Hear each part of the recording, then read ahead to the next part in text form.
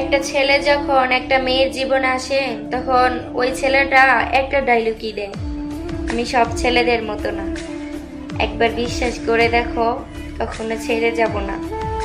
তখন নতুন নতুন খুব ভালোবাসা দেখাবে, কল দিতেই থাকবে, মেসেজ দিতেই থাকবে, খাইছো কি না, এরকম ওরকম, রাত্রে ঘুমাতে দিবে না, মেসেজের পর মেসেজ, কলের পর কল দিতেই দিবে।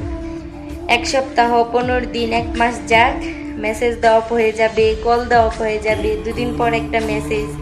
অথচ তুমি তাকে বিশ্বাস করে মন প্রাণ দিয়ে ভালোবাসছো, তুমি তার জন্য দেওয়ানা হয়ে গেছো।